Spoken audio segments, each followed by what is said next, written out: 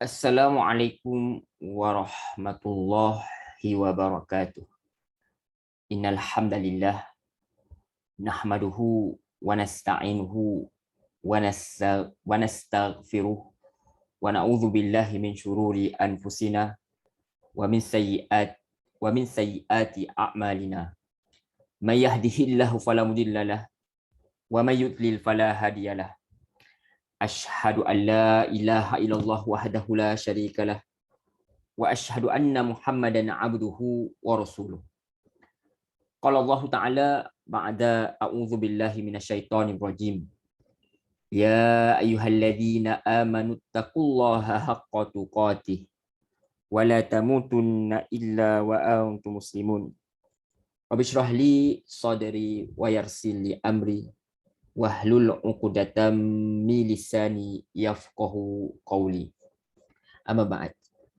Alhamdulillah summa alhamdulillah biiznillah, dengan izin Allah Subhanahu wa taala kita dapat bertemu sekali lagi alhamdulillah dalam halaqah kita, dalam pertemuan kita pada pagi hari ini. Kita cuba sedaya upaya untuk berjumpa setiap minggu pada hari Sabtu. Alhamdulillah hari ini kita diizinkan oleh Allah Subhanahu wa taala untuk bertemu semula pada pagi hari, alhamdulillah. Setelah kita menunaikan solat subuh, setelah kita menjalankan tanggungjawab kita, menunaikan solat, memulakan permulaan hidup kita ini dengan memperhambakan diri kepada Allah SWT. Sebagai bukti kepada kita ini adalah hamba kepada Allah SWT, kita kena menyembah Allah SWT, dan mesti diterjemahkan dalam kehidupan kita, iaitu menjadi hamba yang sebenarnya, bukan hanya ketika kita berdiri menghadap kiblat, tetapi dalam segenap kehidupan kita. Baik, Tayyib, sebelum kita meneruskan perbincangan kita tanpa melengahkan masa, insya-Allah kita sebelum tu saya nak tanya khabar lah, seperti biasa. Apa khabar tuan-tuan, puan-puan, muslimin muslimat yang dirahmati Allah Subhanahu wa taala? Semoga sentiasa berada dalam keadaan yang ceria, yang dirahmati Allah SWT, pelihara Allah SWT, agar sentiasa positif, agar sentiasa bersangka baik sebenarnya kepada Allah Subhanahu Wa Taala. Alhamdulillah, setakat ini kita telah memperbincangkan sampai ayat yang ke-132 dari surah Ali Imran. InsyaAllah hari ini kita akan masuk ke muka surat yang baru, muka surat 66.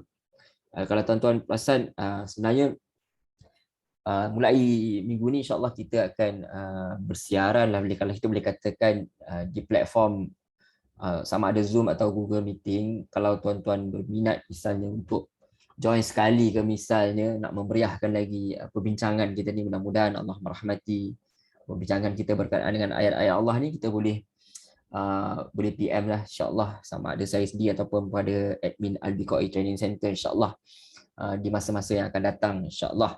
Apapun insyaAllah, hari ini kita nak bincang ayat yang baru.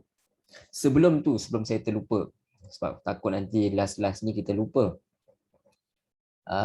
Kita ada sedikit pengumuman. Misal kalau tuan-tuan dah lihat dalam page kami, dalam Facebook saya pun ada, iaitu nanti kita akan adakan satu program insya-Allah. Nanti saya share dulu insya-Allah.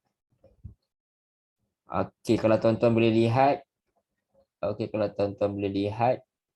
Sini ada poster berkenaan dengan kursus tadabbur surah Yasin yang kita akan adakan pada hari Sabtu 30 Oktober 2021. Ini kursus separuh hari lah, boleh kita kata satu hari lah, kita kata daripada 9 pagi sampai 4:30 petang. Kita akan rehat sebentar lah dalam waktu zuhur tu 1 sampai 2. InsyaAllah kita sambung semula lepas tu sampai 4:30 petang. Kita nak bincangkan berkenaan dengan tadabbur surah Yasin, di mana surah Yasin ni kita tahu dah jadi turun-temurun dah amalan masyarakat kita membaca surah Yasin ni. Jadi kita nak upgrade lah, kita kata jangan setakat kita baca sahaja. Yang penting Quran ini diturunkan untuk kita faham. Jadi saya jemputlah tuan-tuan, puan-puan, muslimin muslimat yang rahmati Allah untuk sertai kursus tadabbur surah Yasin ni. Kita akan bincangkan satu ayat daripada ayat 1 sampailah hingga akhirnya secara ringkas. InsyaAllah kita nak ambil poin-poin yang penting. Sebenarnya semua yang penting, tapi kita nak ambil poin-poin yang kritikal untuk kita faham lah. Kalau kita tahu dalam surah Yasin ni sangat menarik sebenarnya kisah surah Yasin ni, antaranya berkenaan dengan seorang pemuda, seorang lelaki yang berlari dari berhujung kota untuk membantu para nabi untuk berdakwah. Dan bagaimana kita, adakah kita seperti mereka walaupun kita selalu baca Yasin, adakah kita seperti mereka dalam dakwah, dalam jalan dakwah ini. Jadi insya-Allah boleh sertai dan boleh sebar-sebarkan, tolong sebar-sebarkan, tolong share, tolong bagi tahu kawan-kawan semua dan boleh daftarlah. Tuan-tuan boleh tengok dia punya butiran dia dekat dalam description yang ada dekat apa tu live ini, insya-Allah. Dan juga akan ada sijil penyertaan, akan ada nota PDF yang akan diberikan, sijil juga dalam bentuk digital lah, PDF. Ada sedikit yuran, iaitu yuran penyertaan sebanyak RM15 saja. Kalau tuan-tuan dah daftar seorangnya, isi keluarga pun boleh join sekali, tak ada masalah. Kita tak kira kepala lah, kita kira satu komputer macam tu. Okey, baik, insya-Allah itu sahaja, kita tak nak lama-lama. Okey, kita akan terus kepada perbincangan hari ini. Okey, sebelum ni kita dah bincangkan berkenaan dengan daripada ayat 100 berapa ya? Sebelum ni kita dah bincang ayat 116 sampai 121. Di mana Allah SWT bagi tahu bahawa orang kafir ni baik harta maupun anak-anak dia tak mampu pun nak tebus diri dia. Nak tolak azab Allah SWT tu mustahil, tidak akan berlaku. Sebab kenapa seperti mana kita dah bincangkan, Allah SWT ni maha kaya, jadi kita tak boleh nak rasuah Allah SWT dengan izin perkataan tu. Jadi sebab Allah SWT ni memiliki segala-galanya, bahkan harta yang kita ada, anak-anak yang kita ada, semuanya diberi oleh Allah SWT. Maka no chance, kita tak boleh nak cari jalan untuk menyelamatkan diri melainkan dengan rahmat Allah SWT semata-mata. Itu yang kita perlu kita harapkan. Jadi bagaimana mungkin kita nak dapat rahmat Allah SWT kalau kita sendiri di dunia ini tak sudi untuk menerima kasih sayang Allah SWT. Jadi Allah SWT bagi tahu kalau tak ada gunanya. Ibaratkan apa? Ibarat angin sahaja yang mengandung hawa yang sangat dingin, dia menimpa tanaman lalu musnah begitu saja. Kemudian Allah bagi tahu juga berkenaan dengan larangan menjadikan orang Yahudi misalnya sebagai teman kepercayaan, atau siapa sahaja yang berpura-pura. Maksudnya bukan tak boleh bermuamalat dengan mereka, tapi mesti ada hati-hati, kerana perbincangan selanjutnya Allah bercerita berkenaan dengan permulaan peperangan Uhud itu sendiri. Jadi peperangan itu adalah tipu muslihat, mesti berhati-hati, bukan semua benda boleh dicerita kepada kawan kita apabila berkaitan dengan peperangan. Misalnya rahsia kerajaan, rahsia negara, mesti hati-hati. Kadang-kadang ada ahli keluarga misalnya yang kalau dalam kes Rasulullah SAW ada ahli keluarga misalnya yang masih lagi belum memeluk Islam misalnya, dan mereka ini tidak diketahui bagaimana perasaan mereka, adakah mereka ini benar-benar jujur atau tidak, maka perlu berhati-hati terhadap mereka, jangan sampai dibocorkan rahsia siasah strategi peperangan yang telah dibentuk oleh Rasulullah SAW itu sendiri. Okey, itu antaranya insya-Allah. Dan kita telah pun membincangkan permulaan ayat perang Uhud, di mana Rasulullah SAW, Allah SWT memberitahu kepada kita, mengkhabarkan kepada kita, Allah SWT berfirman, itu berkenaan dengan ketika keadaan Rasulullah SAW berangkat pada hari meninggalkan keluarga dia untuk mengatur orang beriman pada pos-pos pertempuran. Dan Allah kata Allah Maha mendengar, Maha mengetahui. Ini kita dapat lihat bahawa walaupun Rasulullah SAW itu seorang Nabi dan Rasul, walaupun dia adalah sahabat Allah SWT, kekasih Allah SWT, tetapi dia tidak mengabaikan ikhtiar. Ada strategi peperangan. Dan kita lihat dalam perang Uhud ni, Rasulullah SAW ni ada strategi peperangan dia. Dan perlu kita ingatkan bahawa Islam bukanlah menggalakkan peperangan, tapi peperangan berlaku kerana ada keperluan ketika itu. Kerana orang Arab musyrikin sendiri dari Mekah sendiri, mereka memang bersungguh-sungguh untuk memerangi Rasulullah SAW, maka dibenarkan peperangan ini untuk mempertahankan kedaulatan Islam itu sendiri. Nah, itu Islam, dia hidup dalam dunia realiti. Dia tak ada istilah kamu pukul tanpa pipi kanan, orang tanpa pipi kanan kita bagi pipi kiri, tak ada. Islam tu dia ada marwah. Kita berlembut dengan orang yang lembut, tetapi ada ketikanya kita perlu keras, kita keras. Itu Islam. Hikmah itu bukan semestinya sentiasa lembut, tapi hikmah itu melakukan satu perkara sesuai dengan keadaan dan situasi. Ini membuatkan Islam itu relevan sampailah hingga ke akhir zaman. Wallahu a'lam. Tanpa melengahkan masa, kita terus masuk kepada ayat yang hendak kita bincangkan hari ini, iaitu daripada ayat 122 daripada surah Ali Imran, muka surat 66 dalam kebanyakan mushaf, insya-Allah. A'udzu billahi minasyaitonir rajim. Aku berlindung kepada Allah daripada godaan syaitan yang direjam. Bismillahirrahmanirrahim, dengan nama Allah yang Maha Pemurah lagi Maha Penyayang. Idh hammat ta'ifatani minkum an tafshala wallahu waliyuhuma wa 'alallahi falyatawakkalil mu'minun. Allah Subhanahu wa taala berfirman dalam pada ayat 122, Allah SWT berfirman, ketika dua golongan daripada pihak kamu ingin kerana takut, yang ini ingin undur dalam kurungan, padahal Allah adalah penolong mereka, kerana itu hendaklah kepada Allah sahaja orang-orang mukmin bertawakal. Jadi ayat ini adalah ayat sambungan daripada ayat 121, di mana seperti mana kita katakan tadi, awal-awal Allah bagi tahu, dan ingatlah ketika engkau, yakni Rasulullah SAW, berangkat pada pagi hari meninggalkan keluargamu untuk mengatur orang-orang beriman pada pos-pos pertempuran. Nabi SAW dah atur dah pemanah duduk kat mana, tentera berkuda duduk kat mana. Jadi sudah ada tempat yang strategik. Mereka datang awal, mereka datang pagi. Untuk sedia menghadapi bala tentera yang datang daripada Mekah tu, daripada Arab musyrikin. Kemudian Allah kata Allah Maha mendengar, Allah Maha mengetahui. Kemudian selanjutnya ayat 122 ni, ketika Allah kata ketika dua golongan daripada pihak kamu, iaitu daripada pihak tentera Muslim sendiri, orang Islam sendiri, tentera mukmin sendiri, ada perasaan ingin berundur dari peperangan. Sebab peperangan ni bukan suatu benda yang menyeronokkan. Kita main game sukalah perang kan. Tetapi dalam keadaan yang betul kita tak suka peperangan. Sebab peperangan satu benda yang memeritkan. Dia mengorbankan apa yang kita sayang. Dia bertentangan dengan syahwat. Jadi dia sebenarnya adalah satu menunjukkan bahawa orang yang boleh berperang atas jalan Allah ni, dia telah berjaya menundukkan nafsu dia. Itu dia sebenarnya. Jadi ini jihad yang paling besar sebenarnya. Dia melibatkan melawan syahwat, dan dia melibatkan fizikal, melibatkan nyawa, melibatkan harta. Bahkan kalau ditawan melibatkan maruah, dia boleh jadi hamba dan sebagainya. Jadi dia satu benda jihad yang paling besar. Jadi Allah kata ketika dua golongan tu, jadi ada perasaan takut. Jadi rasa nak undur, itu biasa. Padahal Allah adalah penolong mereka. Allah kata sedangkan Allah itu penolong mereka, kerana itu hendaklah kepada Allah saja orang-orang mukmin bertawakal. Macam zaman kita sekarang, kita mungkin tak perang. Alhamdulillah di Malaysia ni kita tak perang. Mungkin kita perang kat parlimen lah kot. Itu kisah lain. Tetapi yang kita nak katakan bahawa kita tak ada perang fizikal. Alhamdulillah. Setakat ini Alhamdulillah. Masih aman. Alhamdulillah.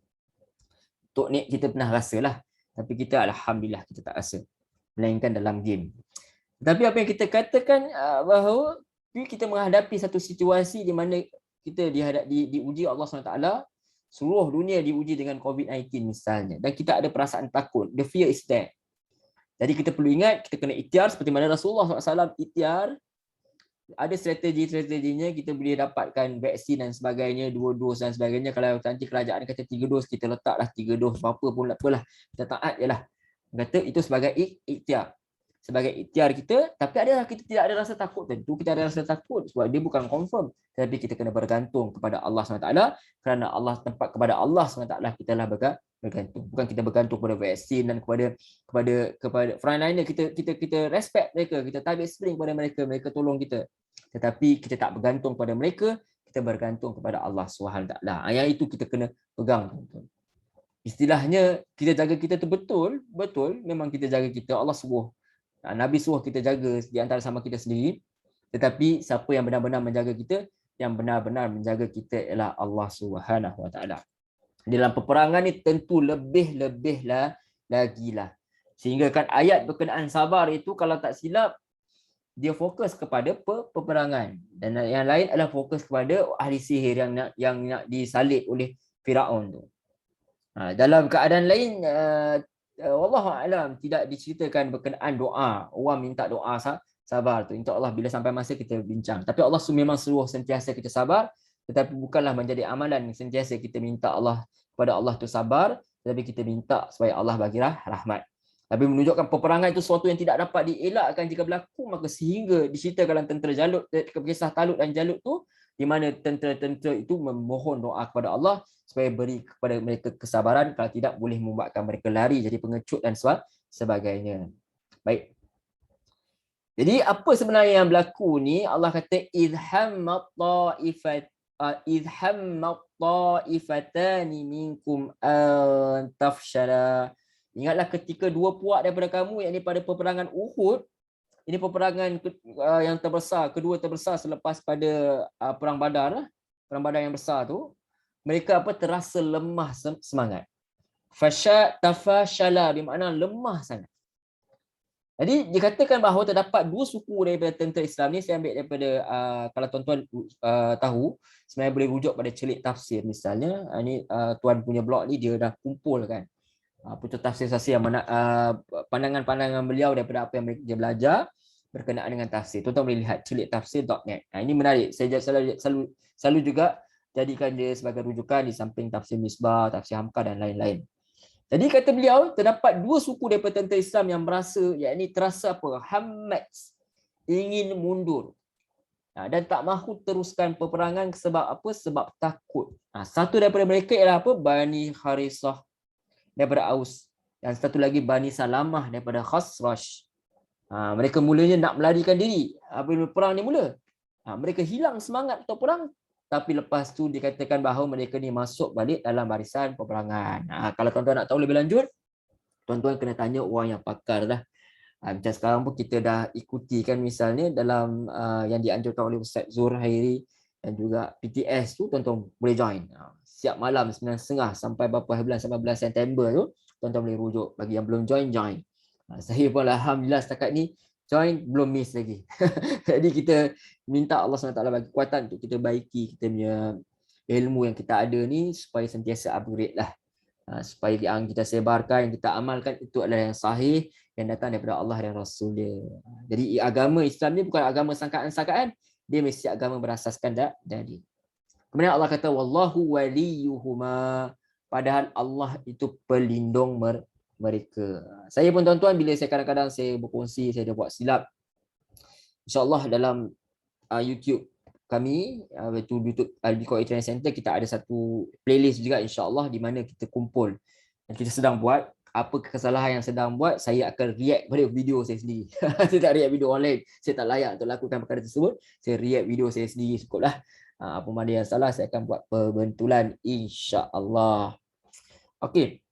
Itu antaranya. Jadi apa yang berlaku ialah mereka ini rasa tak takut. Sedangkan Allah kata wallahu waliyuhuma, sedangkan Allah ni pelindung kepada mereka berdua, merujuk kepada puak ni, dua puak ni. Sebenarnya Allah dia nak bagi perlindungan kepada mereka, tapi dengan syarat apa dia? Syarat kita nak dapat kemenangan daripada Allah SWT. Apa dia syarat dia? Mesti yakin dahulu dalam hati bahawa Allah SWT akan beri perlindungan. Dalam kes kita sekarang, wabak penyakit ni, siapa yang boleh angkat wabak penyakit ni? Hanya Allah SWT. Kalau Allah tak angkat wabak penyakit ni pun, siapa yang boleh lindungi kita daripada terkena penyakit ini? Hanya Allah SWT. Jadi first kita kena sedar bahawa kita adalah hamba Allah SWT, mesti benar-benar rela menyerahkan diri kepadanya. Islam itu sendiri maksudnya tunduk, patuh, submission. Kita betul-betul masuk menyuruh, kita serahkan diri kita, jiwa dan raga kita kepada Allah Subhanahu wa taala. Itu antaranya. Sebab tu Allah kata wa 'alallah falyatawakkalul mu'minun, pada Allah sajalah hendaknya orang-orang itu bertawakal. Orang beriman ni tuan-tuan, puan-puan, muslimin muslimat, siapa lagi nak diharapkan kalau tidak kepada Tuhan kita semesta alam, iaitu Allah SWT, Rabb kita, yang satu-satunya. Mereka akan taat untuk menunaikan arahan berperang kerana mereka tahu yang mereka akan tetap mendapat kebaikan. Itu perasaan perlu diwujudkan. Kalau menang perang pun, kalau menang perang itu mereka akan dapat apa? Harta rampasan perang. Dan kalau kalah terbunuh, mereka akan dapat mati syahid. Maknanya apa sahaja terjadi, whatever it is, apa saja yang berlaku, mereka takkan rugi pun. Itu pengajaran yang ada dalam jihad perang ni. Memang dalam jihad perang ni kita tak nafikan ada banyak dugaan. Macam kita katakan awal tadi, dia adalah bertentang dengan syahwat, bukan sesuatu yang disukai.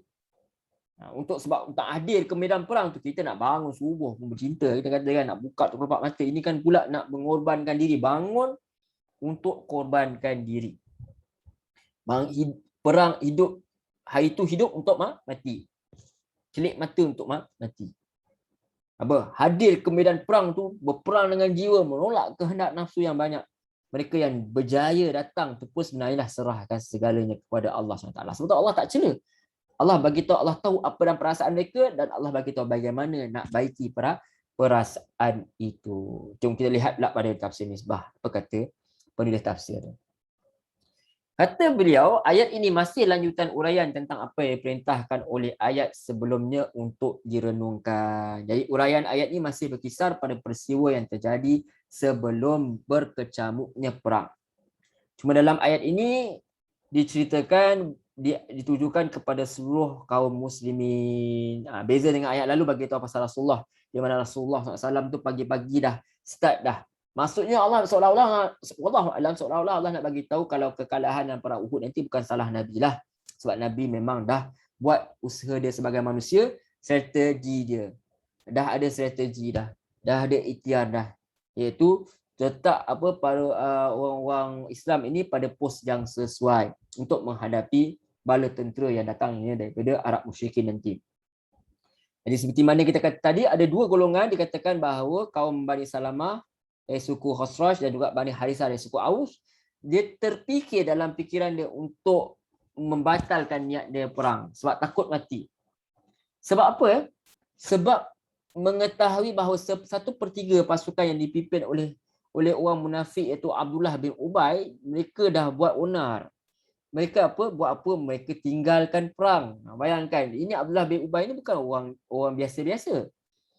Sebelum Rasulullah SAW datang, dialah yang berangan-angan nak jadi pemimpin. Dialah orang yang dihormati. So dia rasa Rasulullah SAW ni rival dia, orang yang pesaing dia. Itulah menyebabkan dia hilang populariti lah, macam tu. Hilang follower. Sedangkan Allah kata, kenapa mereka perlu rasa takut? Kita tak perlukan orang munafik seperti Abdullah bin Ubay dan geng tu. Padahal Allah adalah penolong kedua golongan itu. Kita tak mengharapkan orang. Kita berterima kasih kalau ada orang nak bantu kita, tapi harapan kita bukan kepada orang itu, bukan kepada susuk tubuh itu. Harapan kita adalah kepada pencipta susuk tubuh itu, iaitu Allah Subhanahu Wa Taala. Kata penulis tafsir ini, kerana keduanya terdiri pada orang yang beriman. Mereka ni orang beriman. Dan apa yang ada dalam fikiran mereka itu sangatlah manusiawi, sangatlah insiani. Sebab apa? Sehinggalah Allah itu boleh tolerate dengan apa perasaan mereka itu. Allah akan tolong siapa saja yang beriman, kerana itu hendaklah kepada Allah saja orang-orang mukmin bertawakal. Tuan-tuan, bismillah.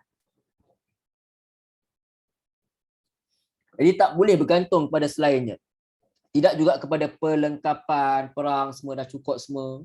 Dan juga kepada diri sendiri. Dan juga kepada individu lain. Tak boleh bergantung sepenuhnya kepada individu lain. Apalagi kalau individu itu adalah orang-orang yang terang-terang kita tahu ada udang sebalik ni lah, dia orang-orang munafik. Berpura-pura Islam tapi menyembunyikan kekafiran. Itu antara dia. Wallahu a'lam. Tapi kalau kita lihat ada pandangan sebenarnya, kalau ikut tafsir Misbah dia kata, menurut Al-Biqai rahimahullah ta'ala, dia kata ayat ni sepatutnya difahami mengandungi pesan peringatan sebagai berikut. Allah dah penolong kedua golongan itu kerana mereka beriman dan berserah diri kepadanya. Dan bukannya kehendak mundur itu bersumber daripada tekad mereka, bahkan mereka menjadikan Allah sebagai penolong dan berserah diri kepadanya, guna mengukuhkan kamu dan menghindarkan kelemahan atasmu. Kerana itu hendaklah semua kaum mukmin percaya dan berserah diri kepadanya agar mereka memperoleh pertolongannya. Agaknya makna inilah yang merupakan pujian mereka yang menjadikan dua golongan itu berasa berbahagia dengan turunnya ayat ini. Dengan tegas ayat ini menyatakan bahawa Allah SWT adalah penolong mereka. Menurut penulis tafsir ini, demikianlah riwayat oleh Imam Bukhari. Ada juga ulama memahami firman-Nya, padahal Allah adalah penolong kedua golongan itu, merupakan kecaman kepada kedua golongan itu. Mereka dikecam kerana bermaksud meninggalkan medan perang, Padahal seharusnya mereka tahu bahawa Allah sahaja yang akan membantu orang-orang mukmin dan tentu saja membantu juga mereka kalau mereka benar-benar mukmin. Itu antara yang dinyatakan oleh penulis tafsir. Apapun kita boleh ambil pengajaran bahawa dalam apa jua keadaan kita perasaan takut tu biasa, kita manusia, tapi jangan putus harapan kita, kerana kalau kita lihat dalam peperangan ini, siapa lagi hendak diharapkan kalau tidak Allah SWT. Begitu juga kita ni dalam menghadapi wabak penyakit ni, siapa lagi nak kita harapkan nak berhadapan dengan musuh yang tak kita nampak ini kalau tidak kita harapkan Allah SWT. Allah SWT sajalah harapan kita tanpa menidakkan ikhtiar-ikhtiar kita sebagai manusia. Okey, baik, kita teruskan. Ayat 123. Walaqad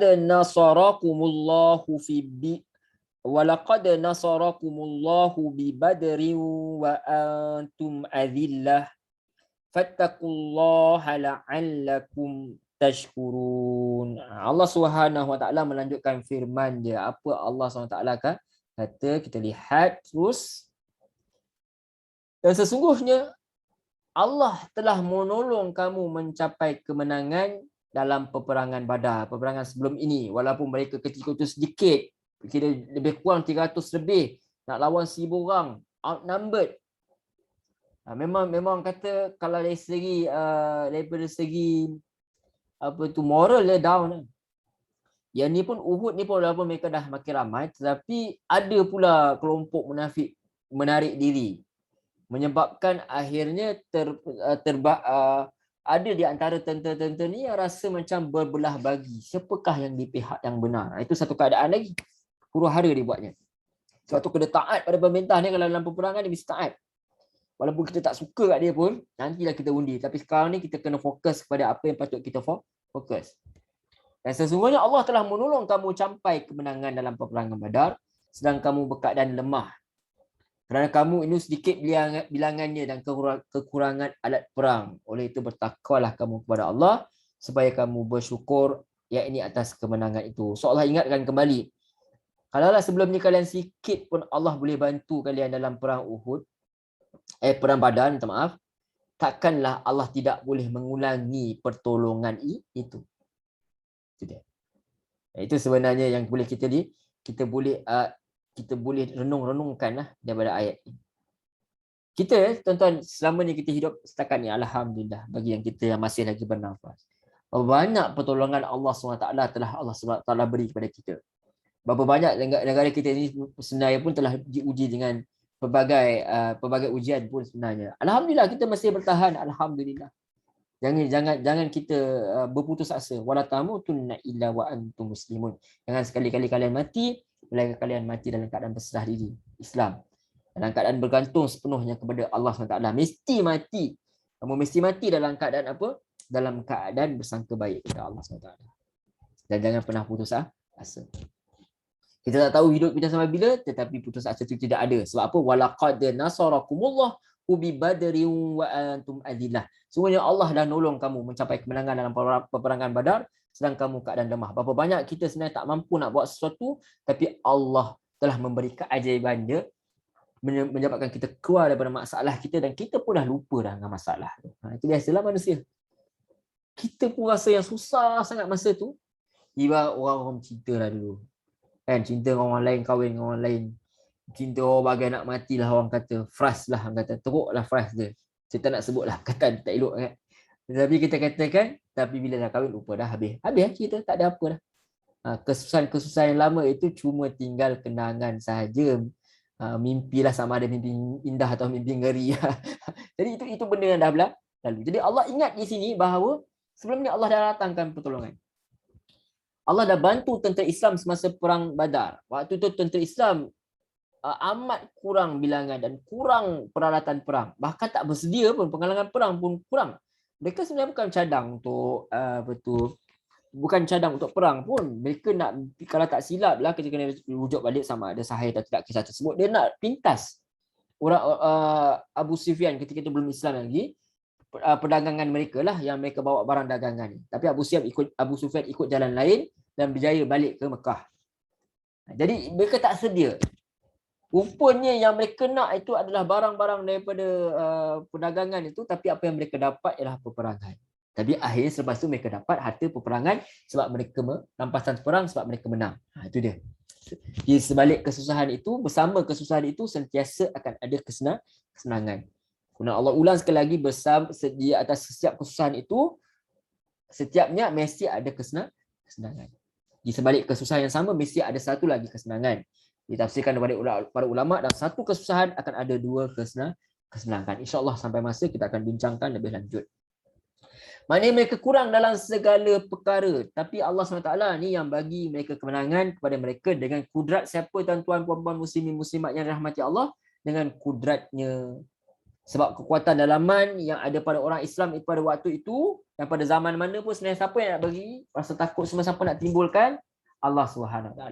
Sebab Allah SWT ingatkan, kita dah baca pun, orang Islam ni siapa yang ikut petunjuk Allah, wala khaufun alaihim wala hum yahzan. Tidak ada akan rasa takut dalam diri mereka dan tidak akan rasa sedih. Sepatutnya yang melampau lah. Sikit-sikit takut sikit-sikit sudah. Tapi jangan berlebihan. Itu dia. Maknanya mereka ketika tu kurang dalam segala hal, tapi siapa yang bagi kekuatan? Allah SWT. Maka Allah nak ingatkan, jangan takut untuk berjihad kerana Allah SWT dah bantu pun. Kalian ada pengalaman pun, kalian ada rujukan terdahulu. Jadi Allah ingat, Allah dah bantu ketika dulu. Allah dah bantu dulu. Jadi apa yang menyebabkan Allah tak nak bantu kalian pula sekarang? Dengan syarat kalian jadi orang yang sabar dan bertakwa.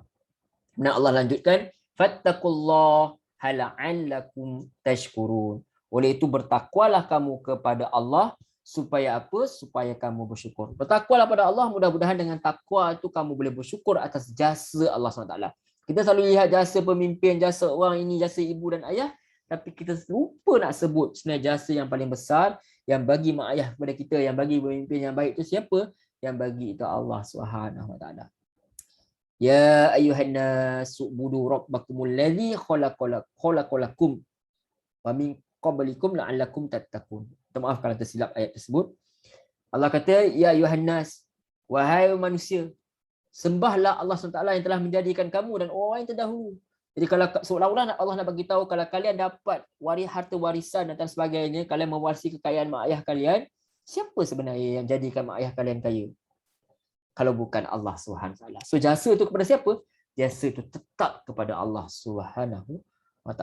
Dan perlu kita sentiasa ingatkan. Kita dapat jiran yang baik. Siapa yang tentu kita dapat jiran yang baik?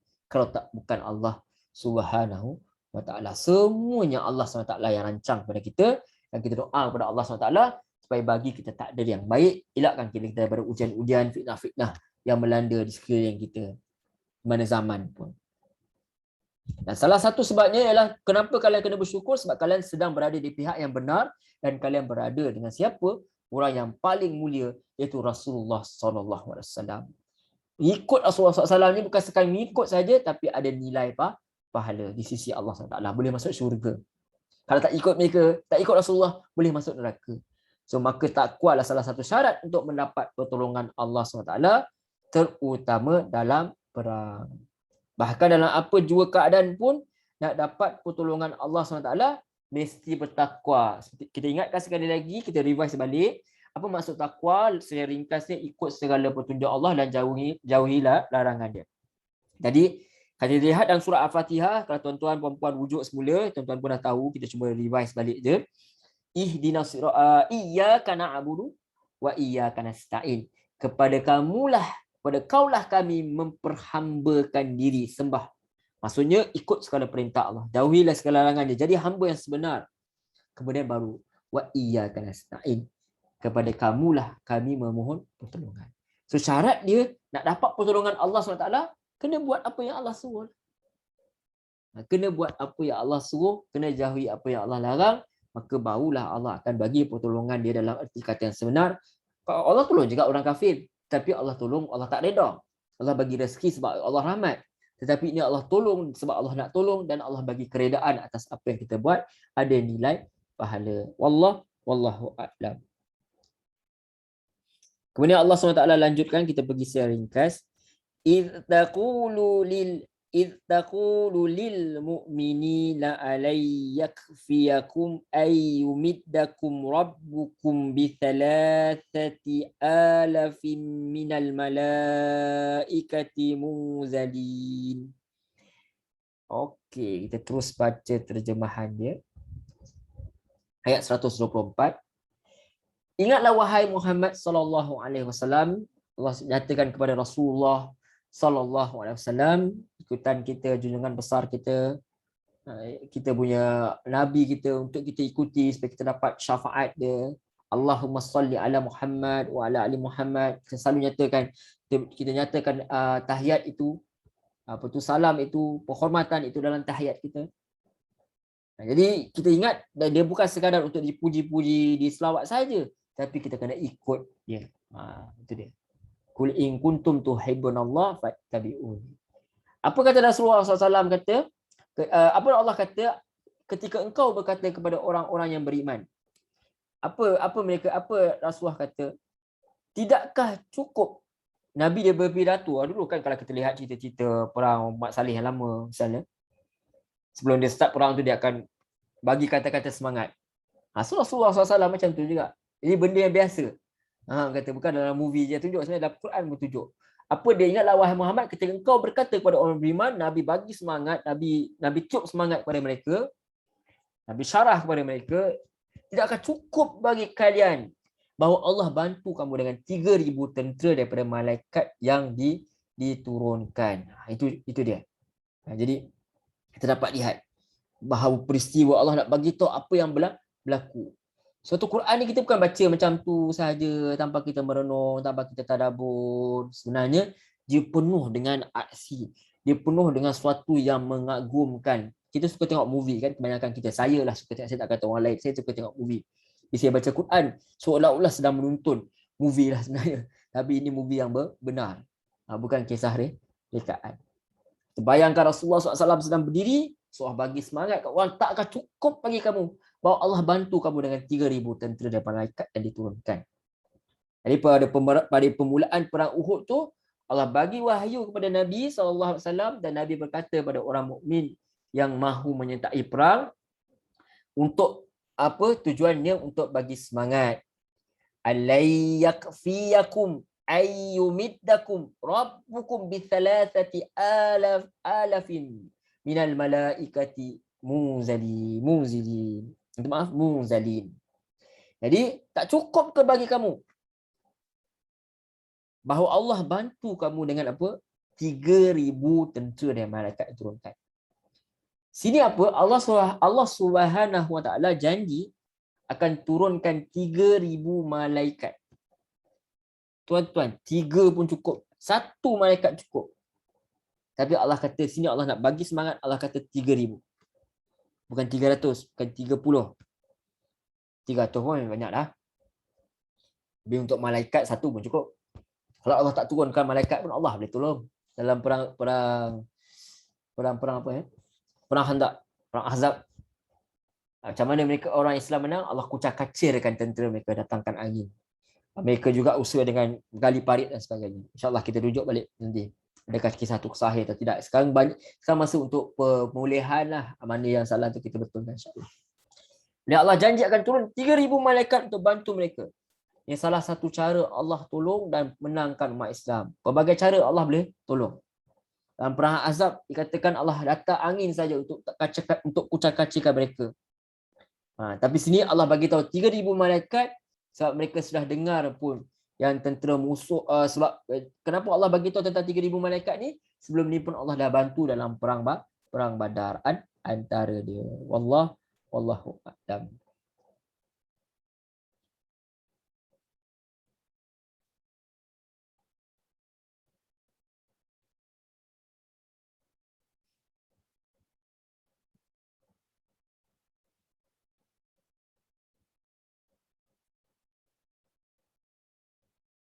Tapi apa syarat dia, tuan-tuan puan-puan muslimin muslimat yang dirahmati Allah Subhanahu Wa Taala?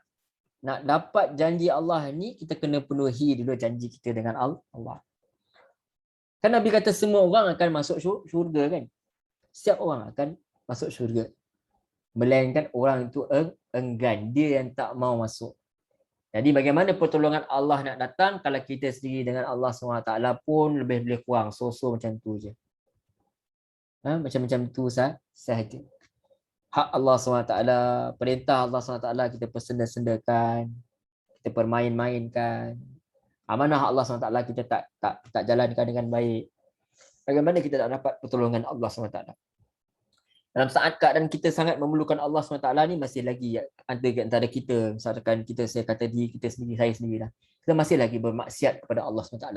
Saat wabak penyakit belum diangkat lagi, kita masih lagi bermaksiat kepada Allah SWT. Bagaimana pertolongan Allah SWT nak datang? Sepatutnya kita dah masanya kita untuk berubah menjadi yang lebih baik, menjadi orang yang lebih bergantung pada Allah SWT, dan kekal baik di saat Allah mengangkat wabak penyakit kesusahan yang kita ada.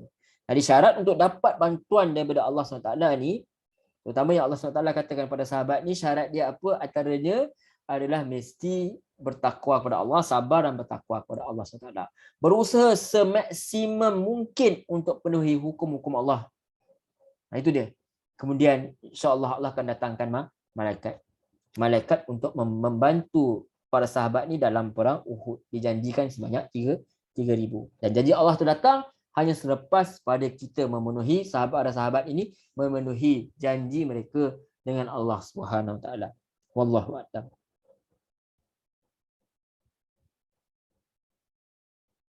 Kemudian Allah lanjutkan lagi. Saya tanya, saya tak ingat kita sampai ayat mana.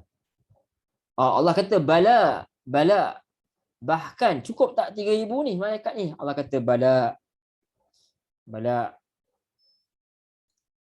In tasbiru wa tattaku wa ya'tukum min fawrihim hadha yumdidakum rabbukum bi 5,000 minal malaikati musawwimin. Allah kata bahkan, maksudnya mencukupi, bahkan lebih lagi.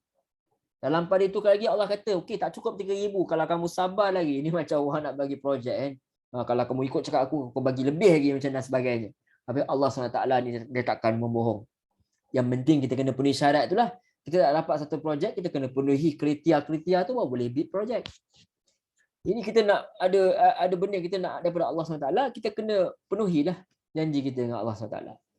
Jadi Allah kata bahkan mencukupi.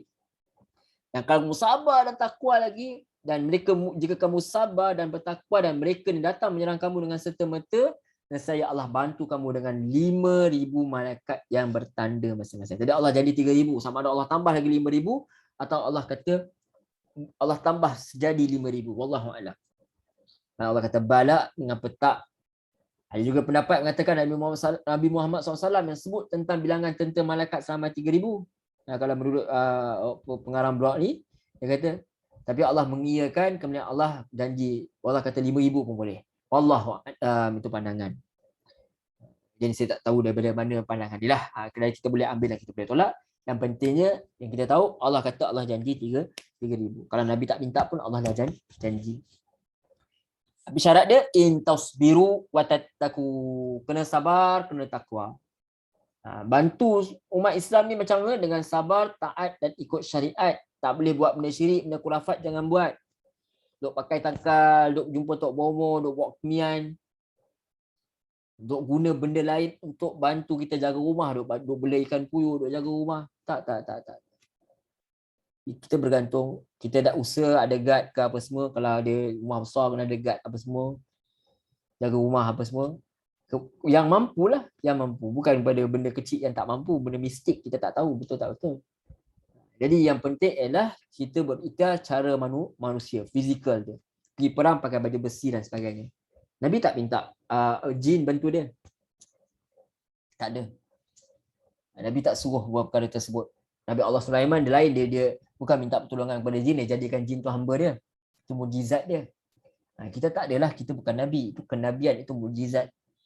Jadi nak buat ialah mesti fikir dengan cara yang betul sebagai manusia. Ikut syariat dia, sabar, taat, ikut syariat.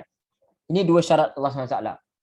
Allah Subhanahu Wa Taala letakkan untuk dapat bantuan daripada dia, macam mana ayat Al-Fatihah tu, surah Al-Fatihah tu, iyyaka na'budu wa iyyaka nasta'in. Iyyaka na'budu wa iyyaka nasta'in. Kepada kamulah kami memperhambakan diri, kepada kamu kami mohon pertolongan. Sembah Allah SWT, barulah dia layak nak minta pertolongan Allah. Allah ingatkan tentang takwa sentiasa, dan tentunya dalam peperangan memerlukan kesabaran yang amat tinggi, dan Nabi takut takwa takwa itu di sini. Nak hilangkan rasa takut tu. Allah kata, wa ya'tukum min fawrihim hadha, dan kalau musuh serang kamu jangan takut. Allah takkan biarkan umat Islam bersendirian. Allah akan bantu bagi bantuan.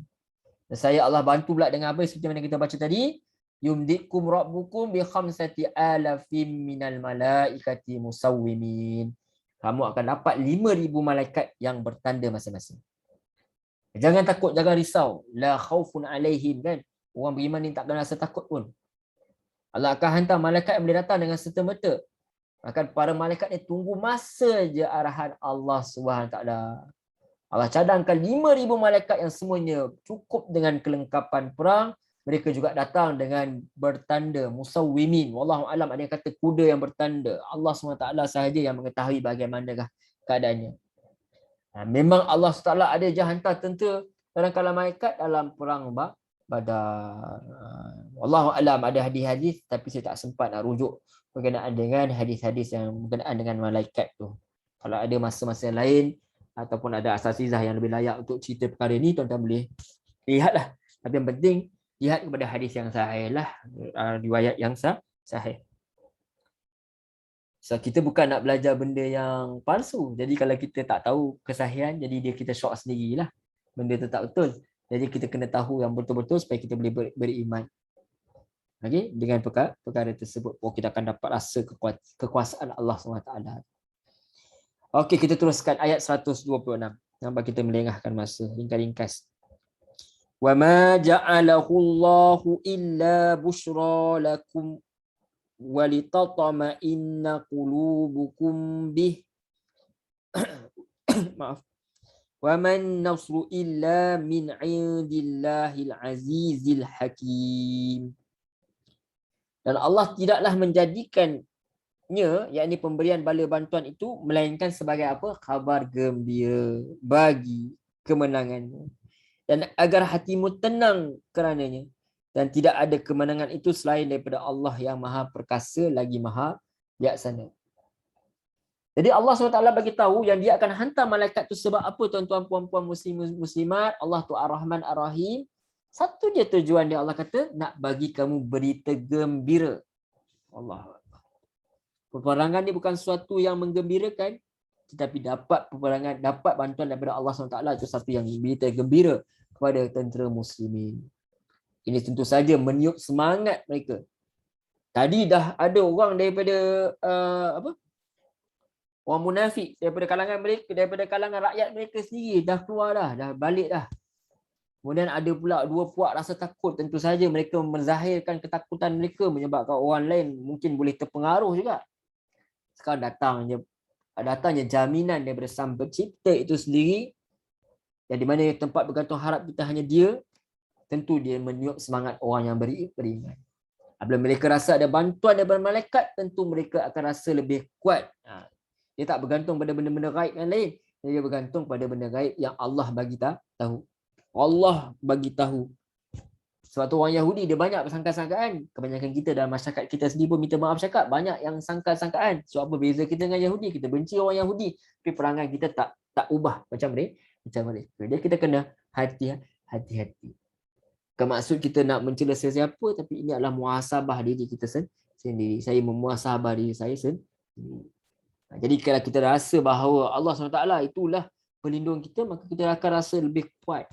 Ini sahaja salah satu cara untuk bantu hamba yang soleh. Allah kata walitatma'inna qulubukum bih, agar kamu tentam jantung hati kalian dengan itu, yakni dengan bantuan ini. Allah nak senangkan hati umat Islam, kerana kalau mereka manusia biasa, rasa takut tu biasa, sedih tu biasa. Kalau mereka tahu, mereka dalam keadaan yang sedikit ni, kalau mereka tahu bilangannya yang datang nak tolong mereka ni ramai, tentu mereka akan rasa lega dan aman dan yakin akan menang. Tengok budak-budak zaman kecil-kecil, zaman sekolah, ada orang nak gaduh. Dia tak gaduh seorang-seorang, dia gaduh buat geng. Sebab dia rasa selesa ramai orang kat tepi dia. Ini dalam peperangan yang betul yang diredai Allah SWT. So perlu ada, bila rasa ada backup ni, tentera yang nak tolong ni tentera yang gaib pula, yang Allah SWT approve pula, Allah. Tentu mereka rasa mereka boleh menang. Dan ingatlah kata Allah, against bukan malaikat tu yang bantu sebenarnya. Jangan tiba-tiba sembah malaikat, minta kat malaikat pula, jangan jadi pelik pula. Allah kata ingatlah pertolongan, Allah kata bantuan tu aku datangkan, aku suruh malaikat tolong, tapi ingat siapa yang tolong. Jangan lari akidah, jangan tauhid, kita jangan lari. Wa man nasaru illa min indillahil azizil hakim. Ingat siapa? Malaikat-malaikat ni kan turun dalam surah Al-Qad kan, bukan mereka turun ni, malaikat turun, Jibril turun semua dengan izin Allah, dengan perintah Allah SWT. Jadi pertolongan ni siapa yang datangkan? Allah yang datangkan. Ingatlah bahawa pertolongan yang membawa kemenangan itu hanya daripada siapa? Indillah, daripada sisi Allah. Yang dia ni apa sifat dia?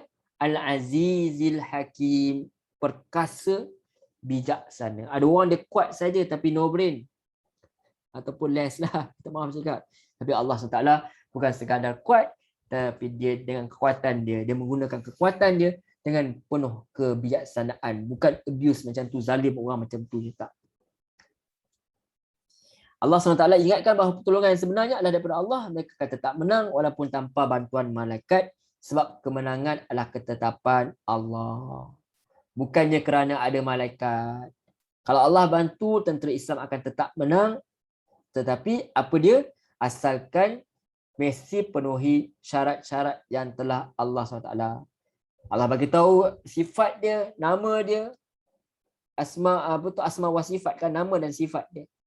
Apa dia? Gagah perkasa. Kita nama kita Aziz belum tentu lagi gagah perkasa. Mungkin pengecut pun. Tetapi Allah SWT bila nama dia gagah, dia melambangkan dia itu sendiri. Kegagahan dia itu. Dia boleh kalahkan mana-mana musuh. Siapa saja dia boleh kalahkan. Dan tidak ada siapa pun yang dapat kalahkan Allah SWT.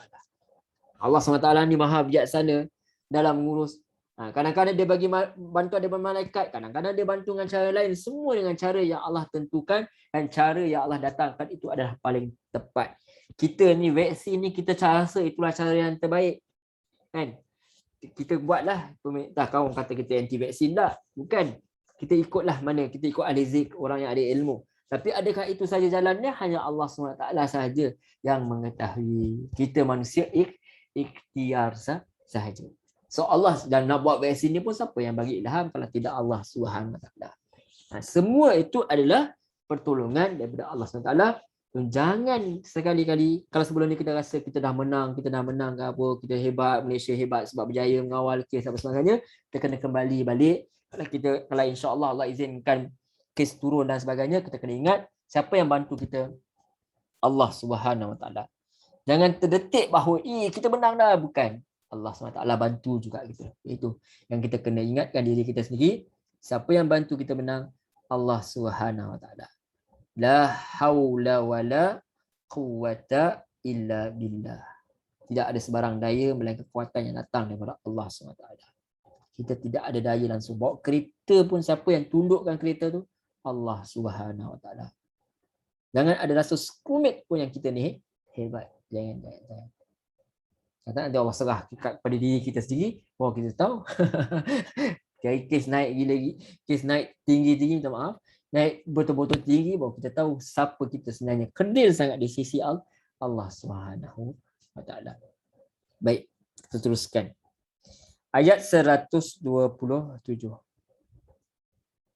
Sebenarnya para sahabat pun dia pernah rasa masa nanti dalam perang Hunain, tak silap. Mereka ketika itu dah ramai, orang Islam ketika itu dah ramai. Mereka rasa bahawa mereka boleh menang.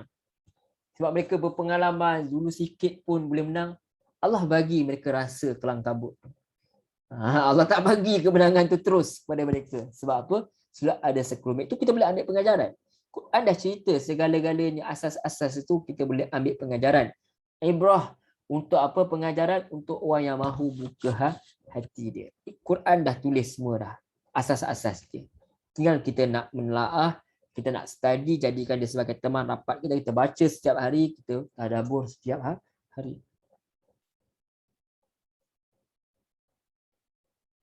Okey, kita teruskan ayat 127. Liyaqta'a tarafam minal ladzina kafaru aw yakbitahum fayanqalibu khaibin. Jadi Allah SWT bagi tahu apa? Allah menolong kamu dalam perang ni. Allah menolong kamu dalam perang, yakni perang Badar, dan memberi bantuan adalah apa? Untuk membinasakan segolongan orang kafir harbi lah yang betul-betul mengisytihar perang. Kita tak boleh kawan-kawan kita elok-elok duduk jiran kat depan rumah ni pergi pancit tayar kereta dia, cala kereta dia. Oh, tak boleh, dosa. Silap-silap kita yang akan diambil tindakan oleh Allah SWT kelak di akhirat. Jangan duk main-main naya ke orang lain. Tak boleh. Yang kita kata ni, Allah kata Allah memang ni Allah bagi untuk membinasakan segolongan, bukan semua segolongan orang kafir, atau untuk menjadikan mereka hina sehingga mereka kembali tanpa perolehi apa pun. Di sini Allah kata apa tujuan perang Badar tu apa dia? Allah takdirkan untuk potong satu puak daripada orang kafir yang jadi ketua mereka. Dikatakan bahawa 70 orang yang mati daripada kumpulan kafir musyrik Mekah itu adalah yang paling kuat menentang Nabi. So kekuatan mereka dah tergugat lah. Nanti apabila sudah tidak ada ketua yang kuat menentang, maka tinggal nanti adalah pengikut-pengikut saja. Kemudian Allah kata au yakbitahum, atau untuk hina mereka. Yang ini hendak mengalahkan mereka walaupun mereka bilangan ramai. Allah nak malukan mereka. Bayangkan tentera ramai kalah juga. Lepas tu ada yang jadi hamba pula, ada isteri yang jadi hamba juga. Jadi yang terpaksa menjadi hamba kerana peperangan. Pada zaman itu praktisnya begitu. So Islam tidak menolak suatu praktis yang memang telah berlaku. Mustahil mereka je boleh ancam kita jadi hamba, kita tak boleh ancam mereka. Kata nanti mereka buat sesuka hati. Tak apa, lawan orang perang orang Islam tak apa, bukan apa-apa pun. Bukan boleh jadi hamba pun kalah-kalah. Tak. Ini untuk menggerunkan mereka sebagai praktis ketika itu. Tapi Islam datang menghilangkan perhambaan itu perlahan demi perlahan, peringkat-peringkat. Itu, dan insya-Allah dalam pertemuan yang lain ada umur yang panjang dan rezeki kita bincang insya-Allah. Fayanqalibu qaibin, supaya mereka kembali dengan hampa kecewa.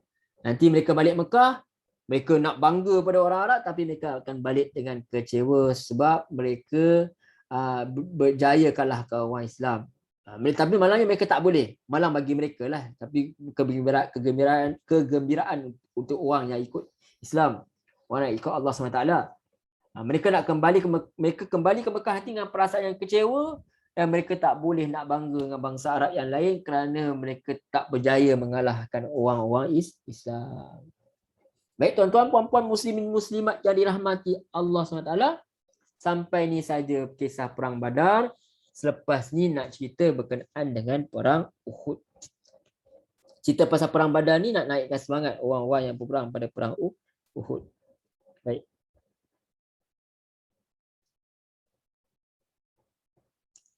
Kemudian ayat 128.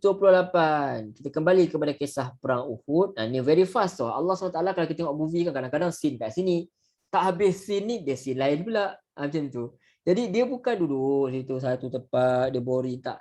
Sebenarnya kalau kita belajar betul-betul Quran ni, dia sentiasa bagi kita. Kadang-kadang dia bawa kita ke langit, kadang-kadang dia bawa kita ke neraka, ke syurga. Dia banyak tempat, very fast. Allah supaya manusia tak boring baca. Itu orang yang menghayati dia akan nampak benda ni. Mudah-mudahan Allah bagi kita tergolong dalam perkara orang yang tak adalah baca Quran. Ya Allah, kena baca Quran lah, boringnya, ngantuknya. Tak. Kita rasa sentiasa excited untuk baca Al-Quran.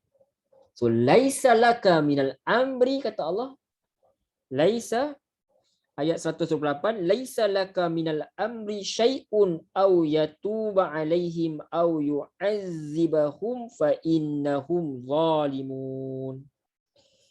Itu bukan menjadi urusanmu, ya Muhammad, Apakah Allah menerima taubat mereka atau mengazabnya? Kerana sesungguhnya mereka orang-orang yang zalim. Okey. Okay, jom kita lihat apa maksud daripada ayat 128 ni. Kita tak boleh pandai-pandai. Sebab kita tak pandai. Saya tak pandai. Jadi saya kena lihat orang tafsir Misbah ni. Apa pandangan dia. Okey. Okey, ada dikatakan wallahu alam, ada yang dikatakan bahawa pada perang Uhud nanti apa tu, kita tahu seperti mana kita tahu bahawa tentera Islam akan kalah walaupun sebelum tu dah menang. InsyaAllah nanti kita cerita.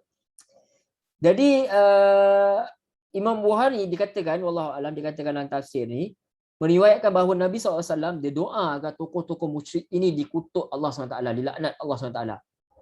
So Imam Muslim meriwayatkan bahawa dalam perang Uhud itu Nabi SAW tu terluka, gigi beliau patah, wajah beliau berlumuran darah. Ketika itu beliau berkomentar bagaimana mungkin satu kaum akan meraih kebahagiaan sedang mereka melumuri wajah Nabi mereka dengan darah. Meluruskan sikap, membetulkan, menegur sikap Nabi SAW itu ialah tengah perang, sedih dan sebagainya. Orang lain disayangi, ada yang mati. Takkan tak sedih? Nabi manusia. Orang buat kita sikit pun kita dah marah, 7 keturunan dah. Ini pula dalam peperangan.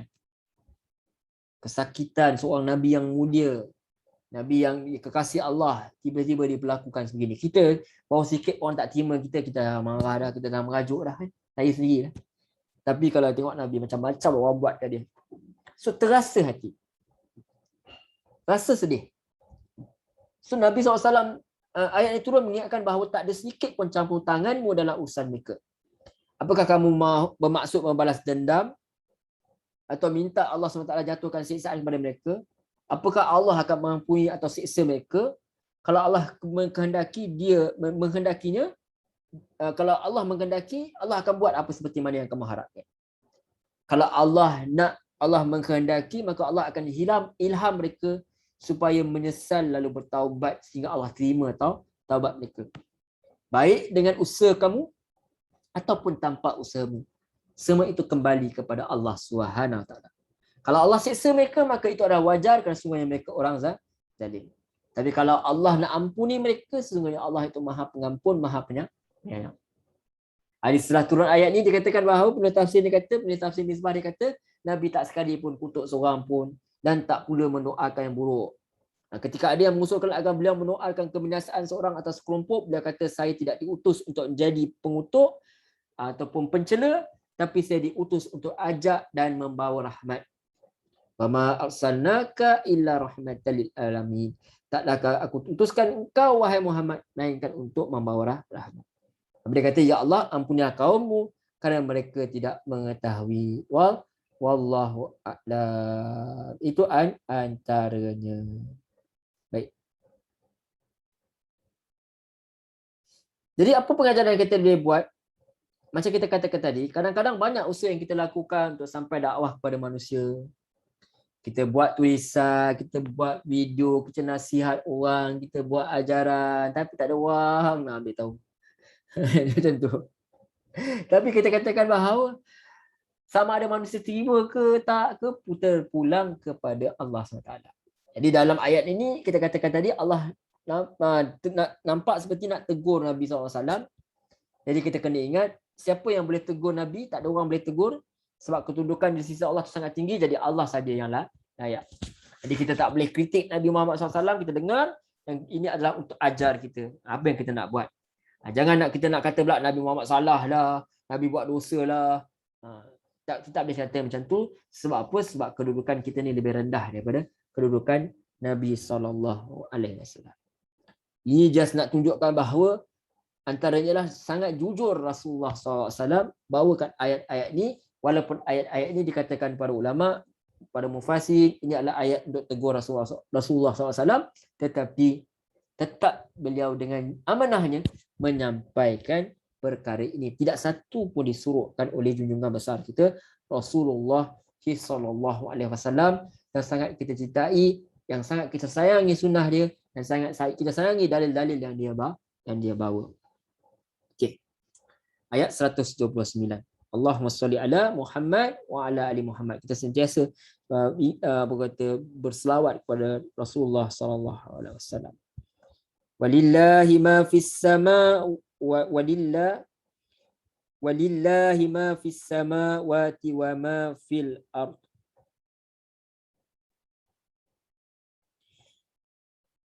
Yaghfiru liman yasha wa yu'azzibu man yasha.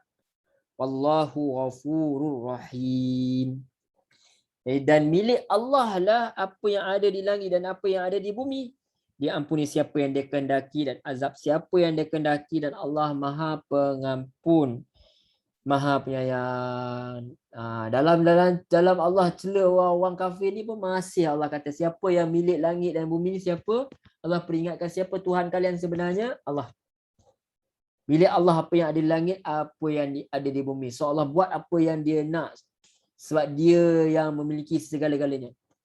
Siapa yang nak persoalkan Allah SWT, apa yang Allah SWT lakukan, apa yang Allah SWT lakukan, sebab bukan saja alam ini, bahkan kita ini sendiri adalah kepunyaan Allah SWT. Anak-anak kita, harta kita, isteri-isteri kita, suami kita, semua adalah milik Allah SWT.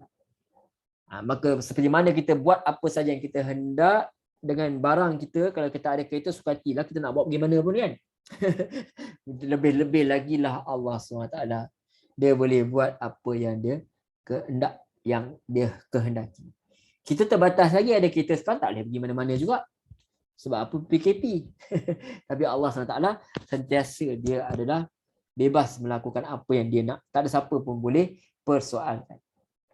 Kita bolehlah tanya hikmah macam para malaikat tanya hikmah. Kenapa Allah nak jadikan khalifah manusia ni akan buat kerosakan di muka bumi?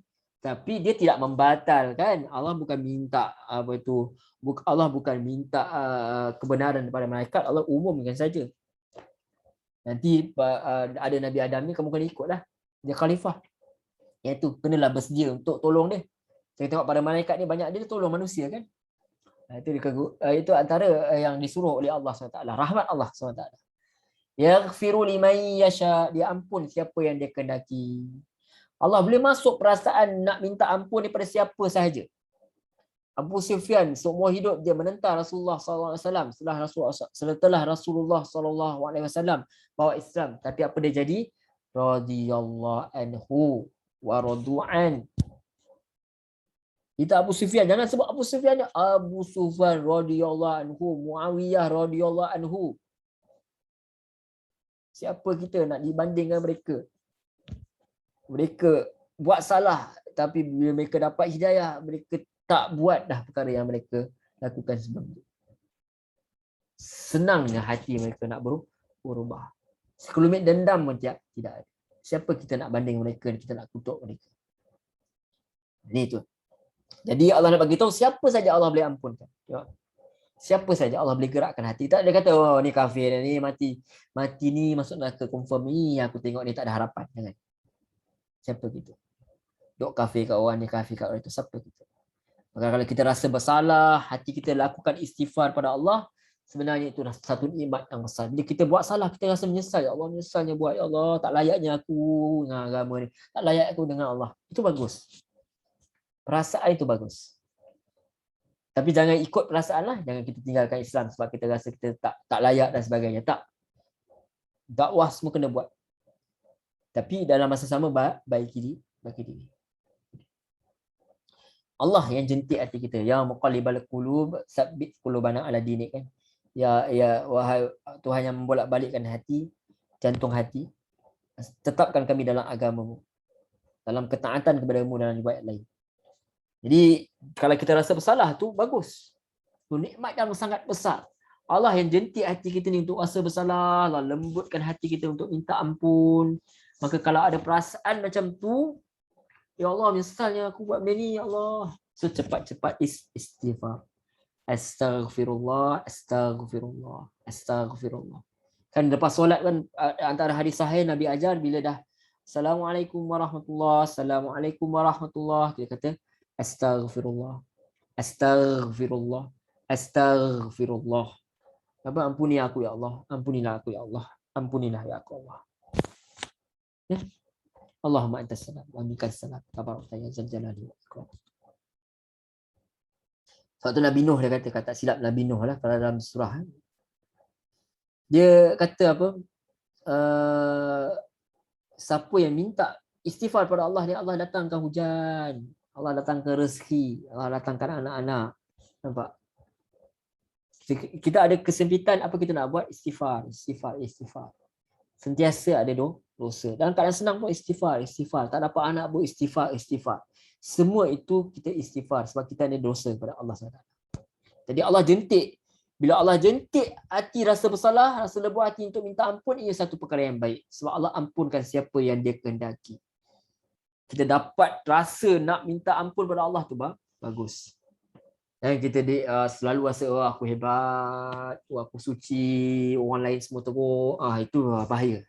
Jangan macam tu. Nauzubillah min zalik. Kemudian Allah kata wa yu'adzibu may yasha, dia siksa siapa yang dia kehendaki. So Allah boleh kekal mereka dalam kufur, kemudian Allah akan azab mereka terpulang pada Allah dengan kebijaksanaan dia. Kan kita kata Allah perkasa, Allah bijaksana, Allah buat sesuatu bukan dengan sia-sia. Allah buat satu ada sebab dia, ada reason dia, dan kita tak boleh nak persoalkan Allah SWT. Kalau Allah nak masukkan semua makhluk di dalam neraka pun kita tak dapat persoalkan. Tapi alhamdulillah Allah tak macam tu. Tapi kalau Allah nak buat juga kita tak boleh nak persoalkan. Kata kenapa? Kan selalu orang persoalkan. Ya betul untuk buka fikiran, tapi kadang ada orang persoalkan. Kenapa Allah nak azab juga esok ke akhirat? Kenapa Allah nak kekalkan neraka dan sebagainya? Kita kata kita tak ada hak untuk persoalkan. Allah lagi tak tahu. Kita kena sedar kedudukan kita kat mana. Kita kena sangka baik Allah SWT. Baru kita akan dapat pertolongan Allah SWT. Baru kita akan dapat jadi hamba yang sempurna. Jadi hamba Allah. Kita jangan campur urusan Allah. Kita buat urusan kita. Apa Allah suruh kita buat, kita buat. Kita duduk sibuk fikir ke Allah. Kita lupa bahawa kita ni hamba, kena buat banyak tugas lagi belum selesai. Wallahu ghafurur rahim. Allah ingat sifat dia, Allah Maha Pengampun, Allah Maha Mengasihani. Allah ingat sifat dia Maha Pengampun dalam ayat ini untuk bagi isyarat bahawa Allah ampunkan kesalahan Nabi, kesilapan Nabi.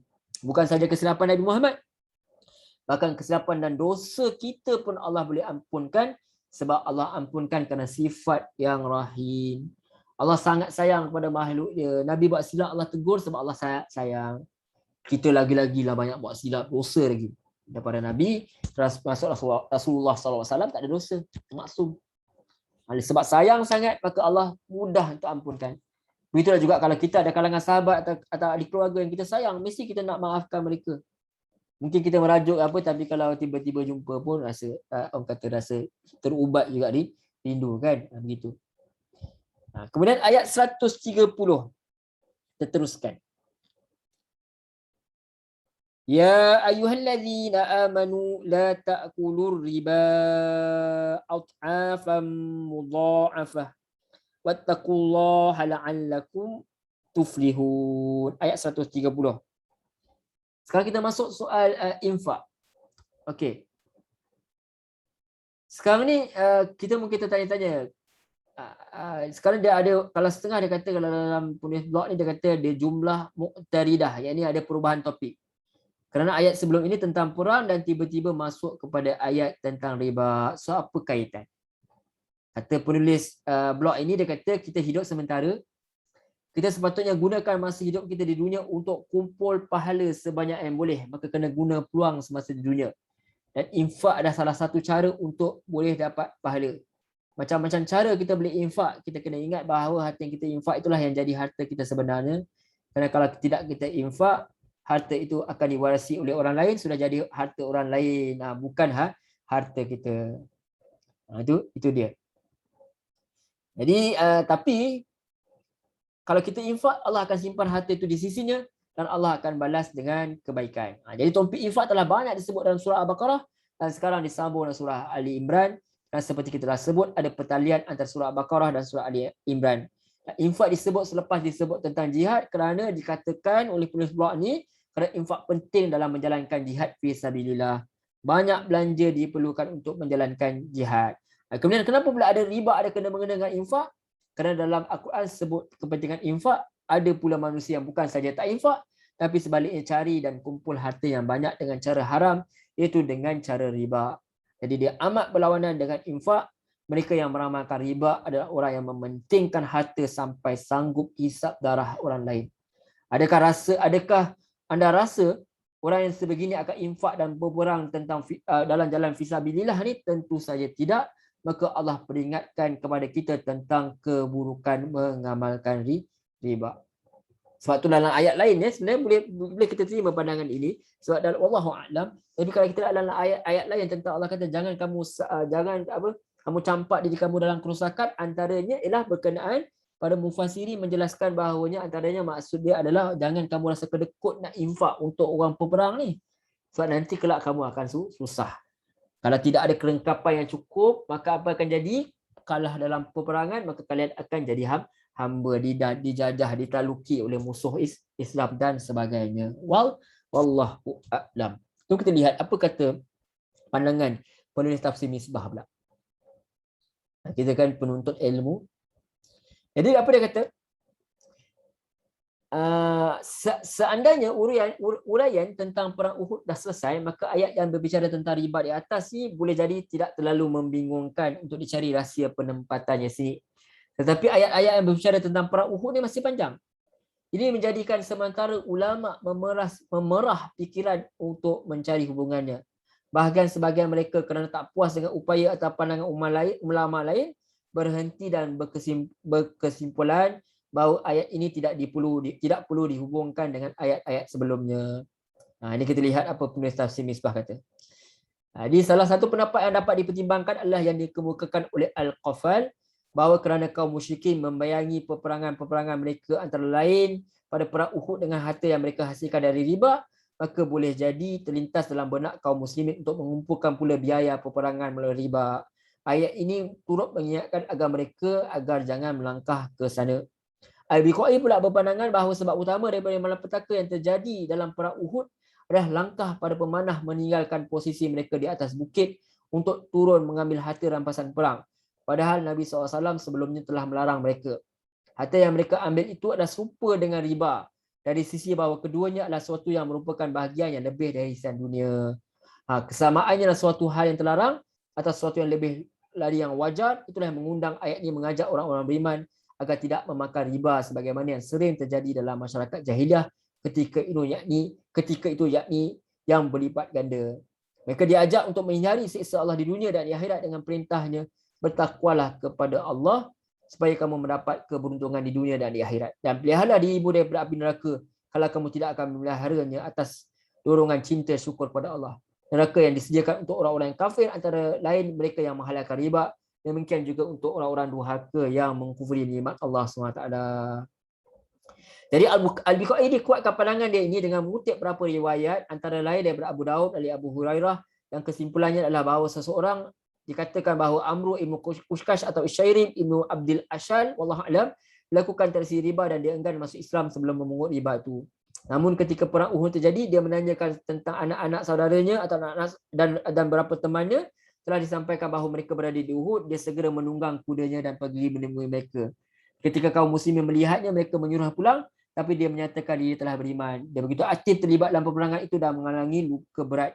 Di rumahnya ditanya tentang sebab keterlibatan dalam peperangan, apakah kerana ingin membela keluarga atau kerana Allah? Dia jawab kerana Allah dan Rasulnya.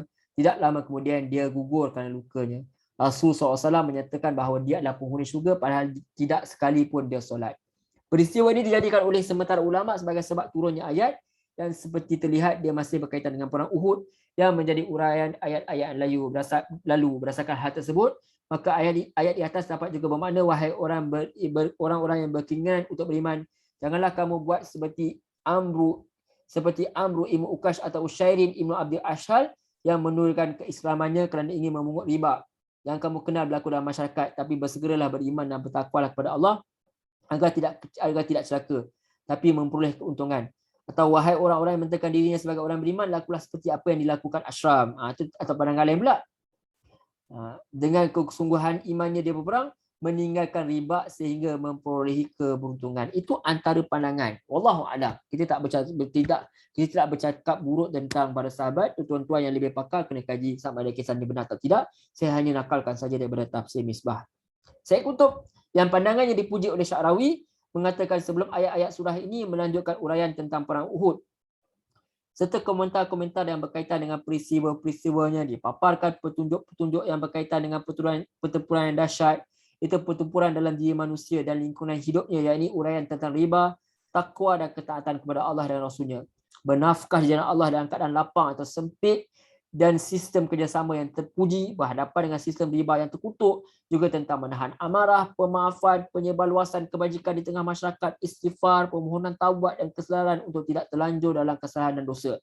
Semua itu dikemukakan sebelum menguraikan tentang perang fizikal dan militeri agar dapat menunjukkan ciri khas ajaran Islam, iaitu kesatuan dan ketacakupan al-wahdat wa asyumul, menghadapi esensi manusia dan segala aktivitinya. Semua dikembalikan kepada satu je, iaitu tentang ibadah dan pengabdian kepada Allah SWT, serta mengarahkan segala persoalan kepadanya semata. Apa yang dikemukakan oleh Syed Qutb di sini serupa dengan apa yang dikemukakan ketika membicarakan hubungan antara perintah solat dan solat al-wusta, Al-Baqarah ayat 238 dengan ayat-ayat sebelumnya, dan sesudahnya berbicara tentang kehidupan rumah tangga. Di sana Syed Qutb tulis antara lain bahawa ketentuan yang ditetapkan Allah semuanya disatukan oleh ibadah kepadanya. Ibadah kepadanya dalam pernikahan, hubungan suami isteri, meneruskan keturunan, talak, perceraian, masa iddah, rujuk, rafkah dan pemberian mut'ah, merujuk isteri atau menceraikan dengan baik, membayar tebusan dan ganti rugi, menyusukan, ibadah dalam setiap gerak dan langkah serta setiap lintasan fikiran atau bisikan hati, kerana semua itu adalah ibadah, maka wajar jika solat dirangkaikan di sini, kemudian disusul lagi dengan perbicaraan sama dengan sebelumnya sehingga dapat difahami bahawa ketentuan-ketentuan yang lalu serupa dengan solat dan dari sisi ketaatan kepada Allah. Demikian Al-Quran selalu mengaitkan segala aktiviti manusia dengan Allah walaupun sepintas cerita bahawa aktiviti tersebut tidak berkaitan dengan ibadah. Wallahu a'lam. Jadi ayat di atas dimulai dengan panggilan kepada orang yang beriman, disusuli dengan larangan memakan riba, dimulai demikian memberi syarat bahawa bukanlah sifat dan kelakuan orang yang beriman memakan, yakni mencari dan menggunakan wang yang diperoleh daripada praktik riba.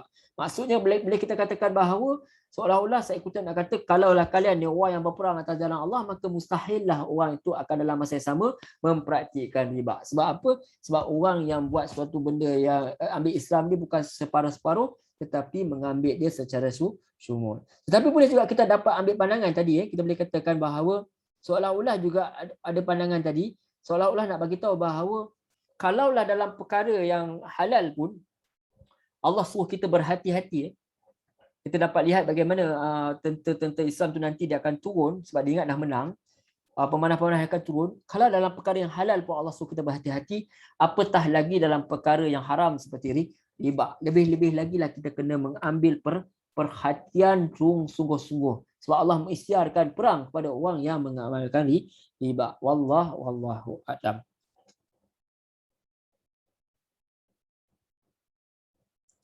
Jadi Allah kata, apa nak buat? Bertakwalah kepada Allah agar kamu menang, agar kamu beruntung. Okey. Seterusnya kita baca lagi. Wattaqun naral lati u'iddat lil kafirin. Peliharalah dirimu daripada api neraka yang disediakan bagi orang-orang yang kafir, orang-orang yang ingkar. Jadi Allah kata ancaman neraka ni diberikan kepada siapa yang amalkan riba. Amat bahaya riba ni sebab kesan dia mendalam kepada ekonomi, dunia dan individu. Maka Allah bagi penekanan tentang bahaya sampai neraka dijadikan sebagai galang ganti bagi orang yang terlibat dengan riba. Siapa dia dapat ni? Allati u'iddat lil kafirin. Minta maaf. Neraka itu sudah siap sedia menunggu untuk dimasuki oleh orang-orang kafir. Disediakan bagi orang kafir. Orang kafir ni dia ada geran neraka. Dia akan kekal dalam neraka. Orang Islam sepatutnya akan masuk syurga. Tapi orang yang masuk neraka dahulu, kerana walaupun mereka beriman tak mengamalkan syirik, tapi mungkin mereka ada dosa yang perlu dibersihkan di neraka. Tapi mereka takkan kekal. Sebab mereka orang mukmin. Mereka pegang geran syurga, tapi masuk itu dibersihkan. Kalau boleh kita tak nak masuk lah sekejap pun lah. Mereka duduk sekejap saja di neraka. Istilah bagi mereka ini adalah jahanamiyun, yakni pernah duduk dalam neraka jahanam. Jahanamiyun, pernah duduk dalam neraka jahanam. Saya pernah lihat status seorang asatidah kita. maksud Jahannamiyun ni ada maksud dia kalau tak silap tentang bunga ke macam mana. Ada bagi tahu dalam Facebook beliau lah. Kalau boleh kita lihat sekadar untuk kata melihat pandangan-pandangan. Dia tak ada kaitan tapi yang kata sekadar yang kata santai-santai pagi-pagi ni.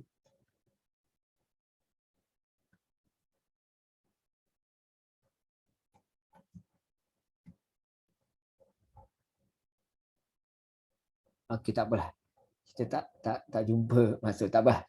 Dia tak ada kena-mengena dengan ni. Tapi yang penting ialah apa maksud dia tadi? Apa yang dikatakan tadi? Jadi mereka ni istilah orang yang pernah masuk neraka ni dia dikenal sebagai jahannamiyun. Jahannamiyun di mana mereka ni pernah duduk dalam neraka Jahannam. Jahannamiyun. Jahannamiyun. Mereka pernah duduk dalam neraka Jahannam. Jadi kalau kita lihat, tak apalah itu gelaran sajalah. Jadi kalau kita lihat ayat ni diberikan selepas diberikan ayat riba, ini menunjukkan yang riba ni dikait rapat dengan kufur lah. Mereka yang mengamalkan riba ni walaupun tak jatuh kufur dari segi hukum fiqh dia wallahu alam, tuan-tuan kena tanya orang yang lebih pakar, tapi mereka mengamalkan perbuatan orang kafir. Maka ini amat berat sekali, maka kita kena hati-hati. Tuan-tuan hanya Allah SWT yang tahu kenapa Allah kaitkan dengan ayat riba ni. Tapi kalau kita lihat kan, Nabi dia tak solatkan orang yang ada hutang. Itu baru hutang tuan-tuan. Maksudnya dia ambil harta orang. Dia tak pulangkan harta orang lain. Riba ni dia menindas orang juga kan.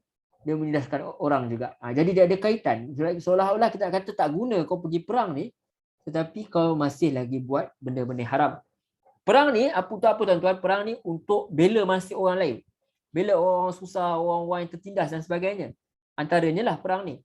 Tetapi dalam masa yang sama masih lagi mengamalkan riba, maksud masih lagi menindas orang lain. So what is your point? Apa point kita untuk berperang sedangkan kita tidak mengikut, kita tidak merealisasikan ruh yang sebenar.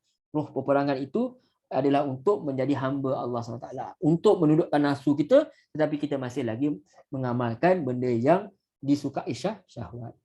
Yang haram lah. So Allah kata, wa'ati'ullah wa rasul la'allakum turhamun. So taat kamu pada Allah dan Rasul, mudah-mudahan kamu diberi rahmat. So jangan amal riba. Supaya taat kepada Allah, taat kepada Rasul dia. Sebab Rasul itu menyampaikan arahan Allah.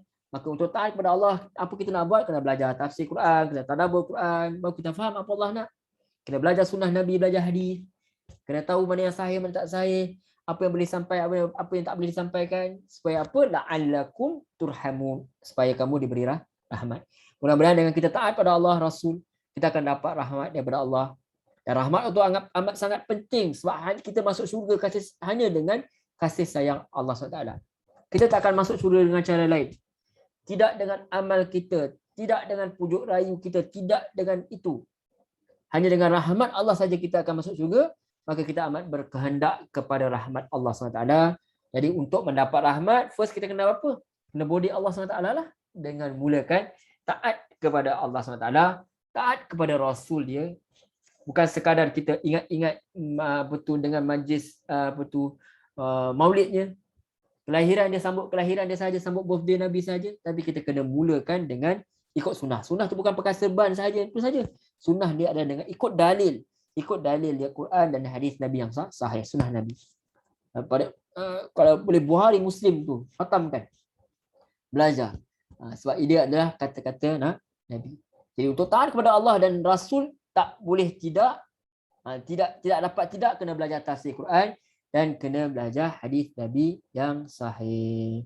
Mulakan dengan Quran, di samping yang ada tu apa Bukhari dan Muslim tu yang insya-Allah kebanyakan ulama dia mengatakan bahawa sahih, insya-Allah mendekati kesahihan dia dengan Quran, mudah-mudahan. Okey.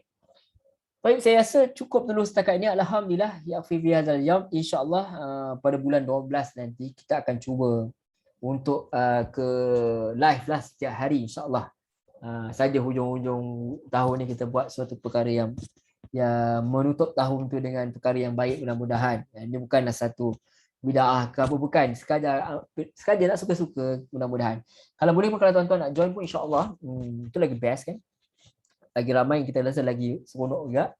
Nanti kita akan iklankan, insya-Allah kita akan live, mungkin dalam Zoom, mungkin dalam live Facebook ke, dalam grup Facebook ke dan sebagainya. Nanti akan diupload juga ke internet. Cuma kalau nak join tu boleh bincang-bincang, boleh tambah-tambahan dan sebagainya. Nak tanya soalan bukan pandai sangat, mungkin ada tambahan-tambahan, ada bincang-bincang, kita boleh bincang sama-sama. Jadi kita telah membincangkan berkenaan bagaimana Allah ingatkan kepada Nabi Muhammad SAW dan para sahabat bahawa mereka telah pun dibantu sebelum ini dalam perang Badar. Maka kenapa kalian nak rasa risau lagi? Sebab bantuan Allah tu sentiasa datang.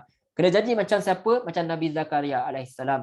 Di mana Nabi Zakaria alaihissalam ketika dia minta nak dapat anak, dalam keadaan dia usia dia lanjut sangat, dalam keadaan isteri dia mandul, tak boleh nak beranak, tak boleh nak melahirkan anak, maka dia kata, aku tak pernah kecewa pun kepadamu ya Allah SWT dengan tentang doa aku ni. Terlihat macam mana dia budi Allah SWT, dia puji Allah SWT. Kita pun macam tu. Jangan kita kata Allah uji aku ni macam ni, Allah tak sayang kat aku dan sebagainya. Macam-macam benda lain, benda pelik yang kita fikir kat Allah SWT. Sedangkan kalau kita fikir yang kalau lepas-lepas, banyaknya bantuan Allah kepada kita. Yang kita patutnya kita kata, ya Allah, aku tak pernah kecewa pun berdoa daripada-Mu ya Allah, maka makbulkanlah doa aku. Sebab Allah kata, jangan kalian risau, aku dah tolong kalian perang Badar. Apa yang menghalang aku untuk tolong kalian sekarang? Dalam perang Uhud. Tapi dengan syarat kalian kena sabar, kalian kena bertakwa, kalian kena penuhi janji kalian kepada aku, maka aku akan penuhi janji kepada kalian. Itu dia. Allah akan bagi bantuan. Allah akan binasakan orang kafir, orang yang menentang Allah Subhanahu Wa Taala. Sebab sebenarnya orang kafir ini bukan berperang dengan kalian, dia sedang berperang dengan aku, yakni Allah Subhanahu Wa Taala. Jadi, dan Allah juga peringat kepada Nabi, jangan orang kata laknat orang masa perang-perang, tapi dalam masa ketika berdakwah tetap kena jalankan dakwah. Itu dia. Islam ajar kita macam tu. Tidak ada dendam. Kita uruskan keadaan ketika itu tapi tidak ada dendam. Siapa nak masuk Islam, siapa nak bertaubat, siapa nak ada kejahatan senjata, Islam sentiasa terbuka untuk keamanan. Dan kita tak boleh cela siapa pun. Kita tak boleh kata orang tu ahli maksiat dan sebagainya. Kita benci pada maksiat tersebut, tapi kita tidak benci kepada susuk tubuh itu. Jangan kita lumba-lumba nak cerita pasal aib orang, sebab kita perlu jaga aib kita. Kita perlu minta Allah supaya Allah jaga aib kita. Itu yang lebih penting. Di samping kita terus jalankan dakwah. Jadi tak boleh kita nak tuduh orang sebarangan macam tu saja kafir dan sebagainya, mati kafir dan sebagainya, melainkan dia zahirkan kekafiran dia. Sebab bila Allah apa yang ada di langit dan bumi, tapi still kita tak tahu apa pengakhiran dia. So Allah boleh ampun siapa yang nak, Allah boleh azab siapa yang nak. Dan Allah ingatkan, jangan amalkan riba itu, dan juga mesti taat kepada Allah dan Rasul dia. Itu antara yang kita bincangkan hari ini. Dan ketaatan dalam kita menjalankan perang itu adalah kerana Allah SWT semata-mata, bukan kerana dendam, bukan kerana untuk mendapat harta dunia, tetapi harta dunia itu bonus lah daripada apa yang kita buat. Sebab kita taat kepada Allah, maka Allah bagi kebaikan-kebaikan. Dan dalam masa yang sama, jangan sebab kita buat benda yang baik, kita buat benda yang jahat yang lain pula. Kita perang tapi kita amal riba dalam masa yang sama. Itu tak padan. Sebab nak masuk Islam bukan separuh-paruh, masuk Islam kena menyeluruh. Wallahu a'lam. Saya rasa demikian saja dulu, cukup dulu setakat ini. InsyaAllah saya sangat seronok dapat berbincang dengan tuan-tuan, puan-puan muslimin muslimat yang dirahmati Allah berkenaan dengan ayat yang terdapat dalam Al-Quran. Mudah-mudahan kita dapat bertemu lagi minggu depan. Allah bagi kita kesihatan, Allah lindungi kita, rahmati kita. Allah ampuni semua sahabat-sahabat kita, ahli keluarga kita yang telah pergi, sama ada kerana COVID atau kerana yang lain yang pergi dulu daripada sebelum itu lagi. Allah ampuni mereka semua, Allah ampuni kita semua. Mudah-mudahan Allah kekalkan kita istiqamah untuk belajar ayat-ayat Allah Subhanahu Wa Taala. Saya mohon maaf atas kata-kata saya yang mengguraskan hati, atas cara penyampaian saya yang tidak teratur, atau apa saja kesilapan yang tuan-tuan jumpa, tuan-tuan boleh tegur saya, tuan-tuan boleh tinggalkan apa yang tersalah, yang tersalah baca, tersalah pandangan dan sebagainya. Mudah-mudahan Allah mengampuni dosa saya. Mudah-mudahan Allah merahmati kita semua. InsyaAllah kita jumpa lagi dalam pertemuan yang berikutnya. Saya terima kasih banyak-banyak kepada yang sudi mendengar, sudi menonton. Kalau boleh tolong share, tolong sebar-sebarkan. Kita akan upload juga ke ke kita punya Facebook pun ada live. Dan kita ada di YouTube, IBKOI Training Center. Macam nak buat macam ni. Macam ni. Okey, tu dia. IBKOI Training Center. Tuan-tuan boleh baca kat situ lah. Atau ada logo tu, logo sebelah sini. Tu dia. Okey. Alright. Itu sahaja. Tuan-tuan boleh like page kami dan boleh like YouTube kami. InsyaAllah mudah-mudahan ada rahmat. Dah yang terdahulu semua kami dah upload dah daripada surah Al-Fatihah lagi, tuan-tuan boleh cari dalam playlist insya-Allah. Kalau ada salah silap tuan-tuan tinggalkan, saya sebagai manusia mesti ada kelemahan dan saya sentiasa berusaha insya-Allah untuk perbaiki diri saya, cara pengajaran saya, ilmu yang maklumat-maklumat insya-Allah kita sama-sama baiki. Mudah-mudahan apa yang kita buat ni hanyalah untuk kerana Allah SWT, untuk memandaikan ummah supaya berpegang kembali kepada Al-Quran dan sunnah Rasulullah SAW, supaya kita dapat keredaan Allah SWT, supaya kita dapat kemenangan daripada Allah SWT. Kemenangan Allah itu, janji Allah itu akan datang, pertolongan Allah itu akan datang, tapi dengan syarat kita mesti penuhi janji kita terlebih dahulu kepada Allah SWT untuk menjadi hamba dia yang salih. Amin ya rabbal alamin. Kita tutup dulu dengan tasbih kafarah. Subhanakallahumma wa bihamdika asyhadu an la ilaha illa anta astaghfiruka wa atubu ilaik. Wa sallallahu ala Muhammad wa ala alihi wa sahbihi wasallam. Walhamdulillahi rabbil alamin. Wassalamualaikum warahmatullahi wabarakatuh. Terima kasih banyak tuan-tuan, puan-puan, muslimin, muslimat yang dirahmati Allah Subhanahu wa taala.